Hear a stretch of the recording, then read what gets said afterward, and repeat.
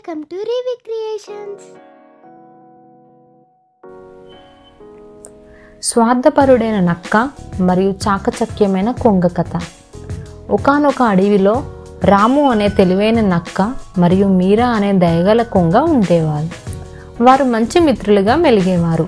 ఒకరోజు రాము తన మిత్రుడైన మీరాని భోజనానికి ఆహ్వానించాడు. మిత్రమా, నీవు తప్పకుండా రావాలి, నీకు ఇష్టమైనది చేసి పెడతాను అంటూ మరీ చెప్పాడు. నీవు మరి అన్నిసార్లు చెప్పాలా? నేను ఖచ్చితంగా వస్తాను, మనం తింటూ కబుర్లు చెప్పుకుంటూ హాయిగా గడుపుదామని మీరా సంతోషంగా ఒప్పుకుంది. సాయంత్రం రాము భోజనం తయారు చేయడం మొదలుపెట్టాడు. రాముకి అత్యాశ ఎక్కువ.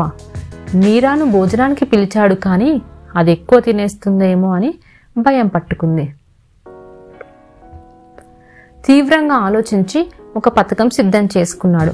అనుకున్న సమయానికే మీరా రాము ఇంటికి వచ్చింది.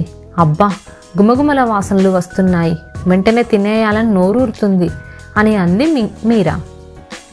ఒక్క క్షణం ఆగు మిత్రమా, వెంటనే సిద్ధం చేస్తాను అని రాము హడావుడి చేశాడు. ఇద్దరు మిత్రులు భోజనానికి రెడీ అయ్యారు. రాము ఇద్దరికీ భోజనం పళ్ళాలలో పెట్టాడు. పళ్ళెం అలా చదునుగా ఉండడంతో మీరా తన పొడగాటి ముక్కుతో తినలేకపోయింది. పాపం, ఏదో కష్టపడుతూ కొంచెం ప్రయత్నించినా అసలు సాధ్యపడలేదు. రాము అయితే పళ్ళెం నాక్కొని మొత్తం తినేశాడు. మీరా నిరాశగా ఆకలితోనే ఇంటికి వెళ్ళిపోయింది.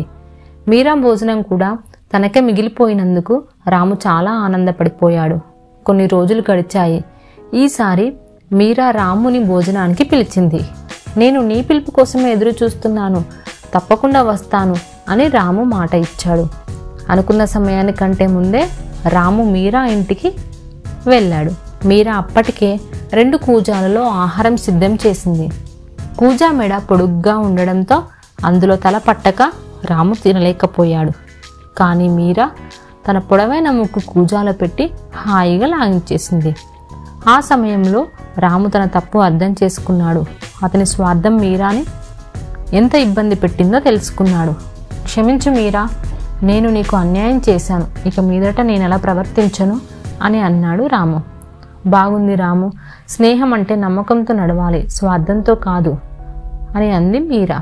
ఆ రోజు నుంచి రాము నిజాయితీతో ప్రవర్తించడం మొదలుపెట్టాడు. వారు సంతోషంగా కలిసి ఉండేవారు.